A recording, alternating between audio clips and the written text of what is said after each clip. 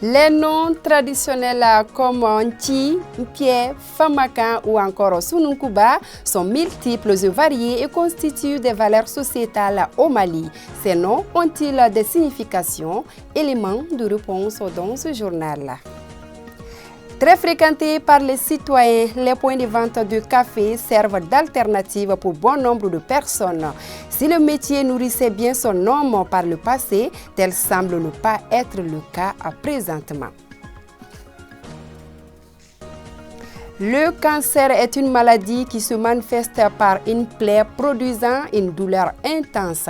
Qu'est-ce qui favorise le cancer? La réponse en fin d'édition.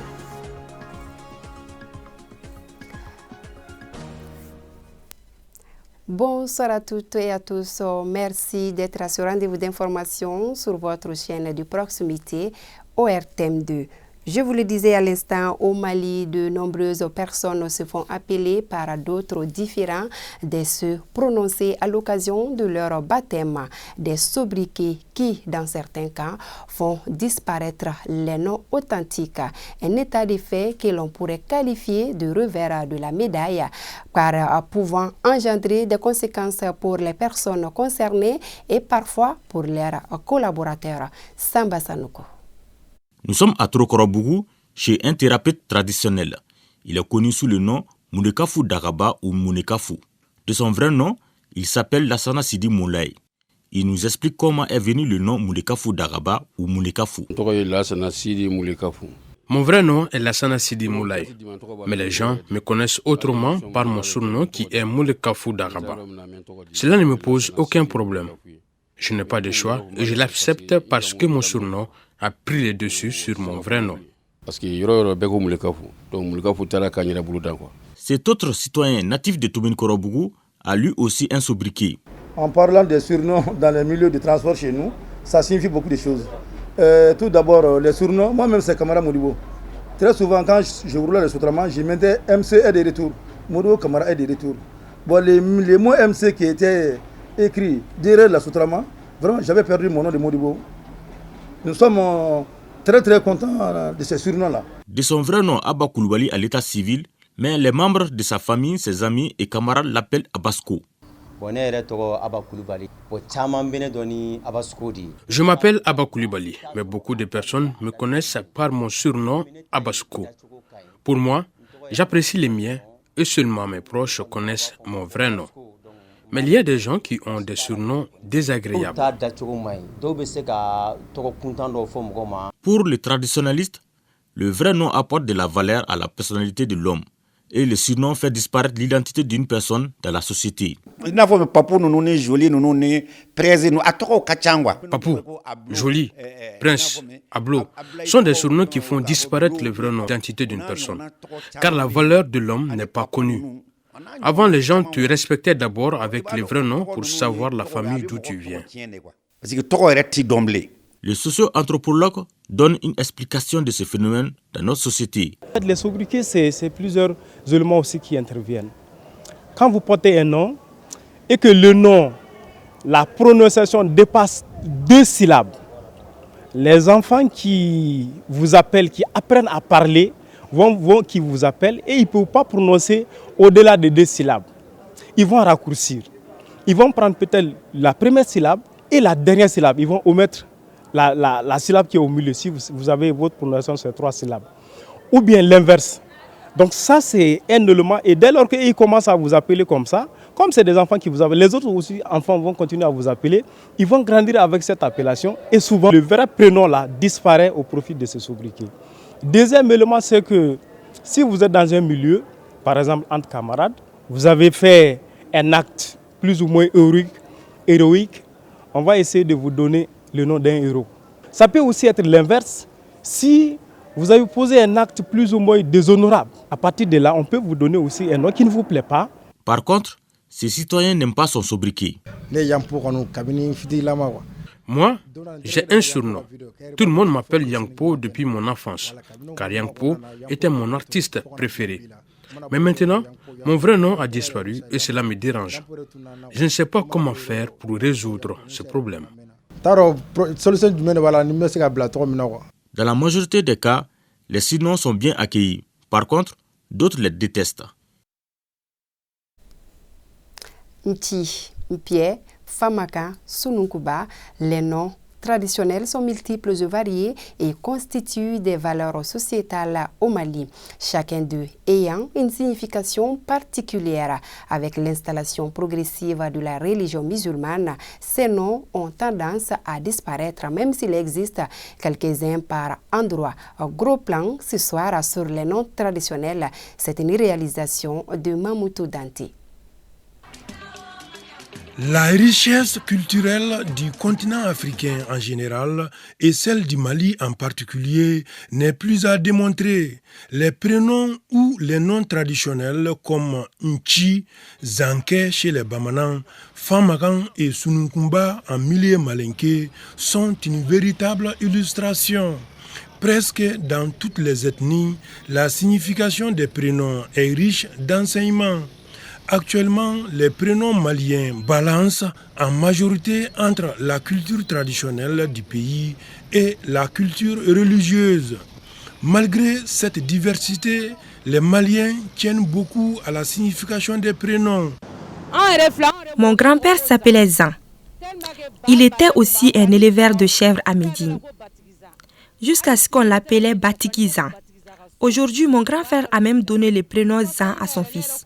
Et il tient qu'on l'appelle toujours par son prénom Zan. Dans certains milieux sociaux, la destinée d'un individu est fortement reliée au prénom que lui ont donné ses parents.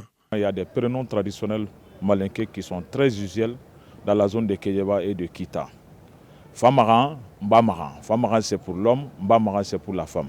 Oui, il y a beaucoup de ces prénoms qui ont des significations particulières. Quand vous prenez par exemple Hadjala, Mbadjala. Hadjala, ça porte le nom d'un arbre, Djala, le calcédra en français. Et le féminin c'est Mbadjala.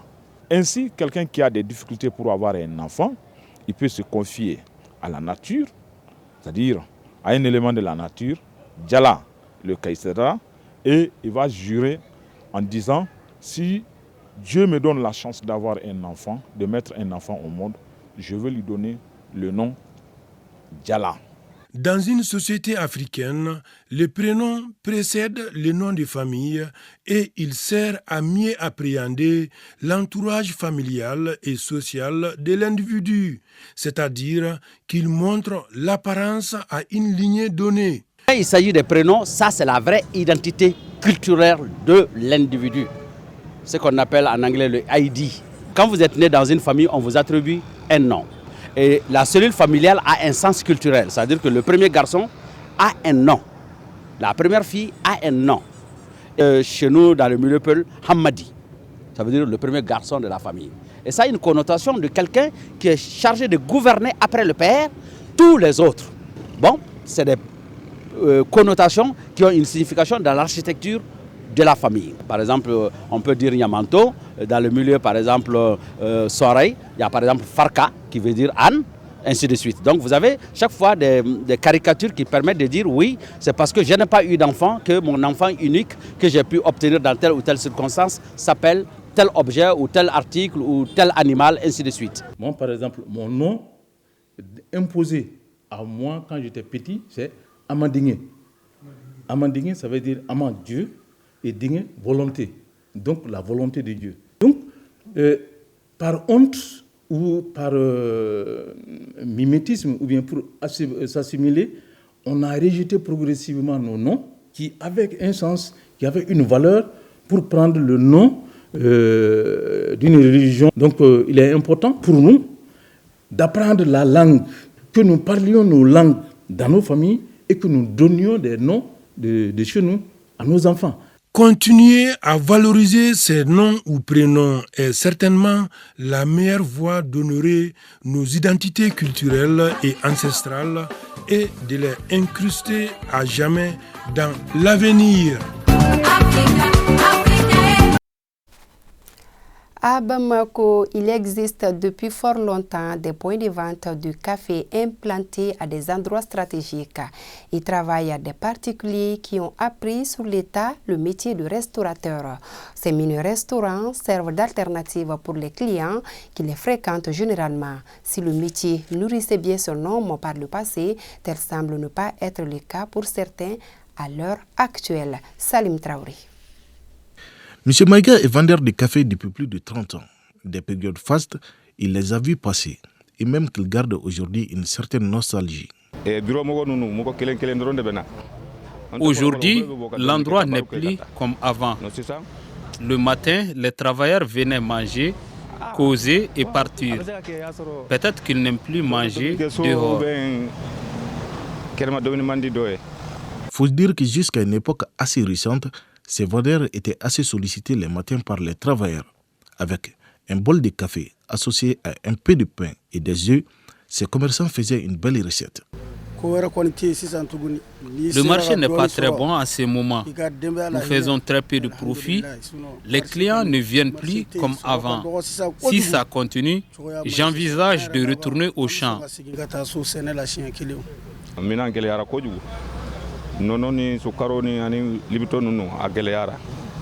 Nous achetons les produits assez chers. Avant, on prenait le pain à 225 francs, mais aujourd'hui, c'est jusqu'à 250 francs et le sucre à 700 francs. Le gain aujourd'hui varie entre 1500 à 2000 francs, y compris les crédits. Pourtant, leur service reste encore bien apprécié des clients.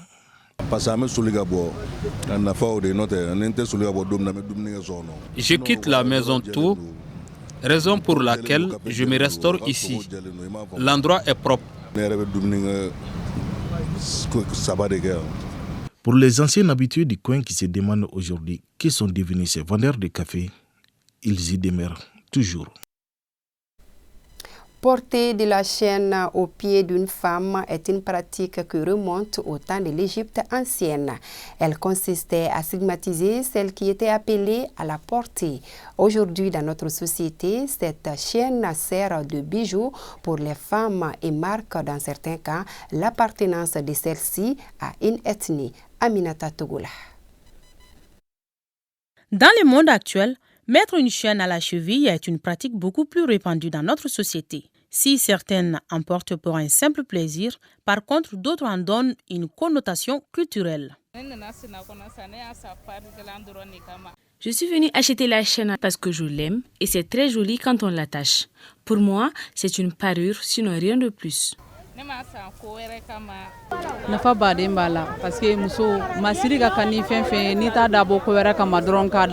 Chez nous, dans le milieu Sonraï, attacher une chaîne à la cheville est une parure, surtout quand on est une femme mariée. Ça attire ton mari. C'est important de la porter.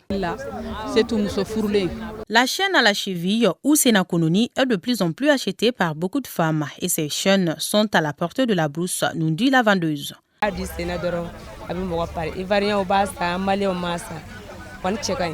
La chaîne est faite pour embellir le pied, surtout quand on porte le henné sur les pieds. Nous les vendons à 250 francs le prix d'en gros et 500 francs le prix du détail. Je vends toutes sortes de chaînes à cheville.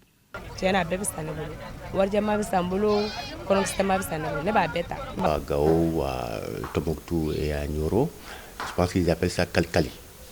Et le Kalkali donc est porté donc, comme appartenance à la communauté.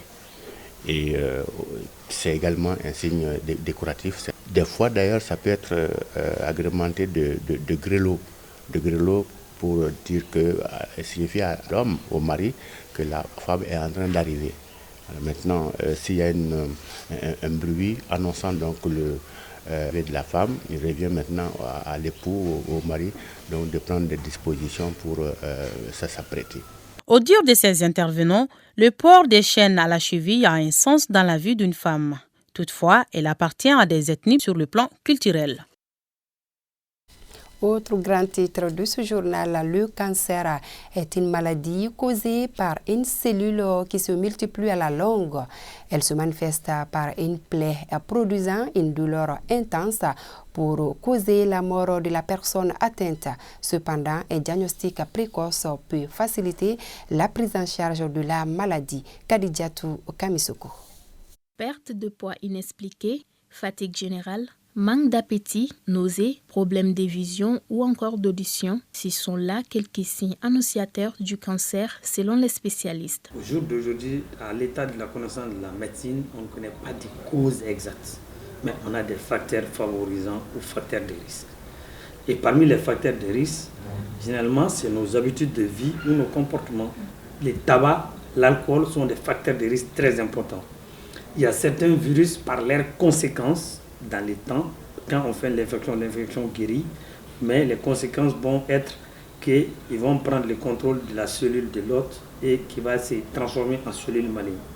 Parmi ces virus, on peut citer le virus HPV dans les cancers du col, le virus de l'hépatite B et de l'hépatite C quand on fait une infection, même si on guérit. Donc les conséquences peuvent être après les cancers du foie. Les gens qui ne font pas d'exercice physique, qui deviennent obèses, ça augmente leur risque de cancer, exemple le sein, ça peut être même l'estomac, quand on est obèse, ça augmente les risques de faire ces cancers-là. Pour ce qui concerne le traitement, il dépend du stade de la maladie et peut inclure la chimiothérapie ou la radiothérapie ou encore une intervention chirurgicale. Les chances de succès du traitement, c'est quand il est découvert très tôt. Et les remèdes, on va dire les premiers traitements, c'est la chirurgie quand on peut les faire. Les deuxièmes, c'est la chimiothérapie. C'est des médicaments qu'on met dans les sérums qu'on met par les voies veineuses et qui vont détruire les cellules cancéreuses. Ensuite, il y a la radiothérapie aussi. C'est utiliser les rayons pour détruire les cellules cancéreuses. Pour faciliter la prise en charge, un diagnostic précoce s'avère nécessaire. La chance de survie en dépend selon les spécialistes. La transition est trouvée pour faire le rapport journalier de la maladie à coronavirus avant de boucler ces journaux. 8 cas positifs, des guéris, 0 décès. À ce jour, 27 personnes sont sous traitement pour vous protéger et protéger les autres. Suivez les mesures de prévention et faites-vous surtout vacciner. Fin de cette édition. Merci à vous de l'avoir suivi et bonne suite des programmes sur ORTM2.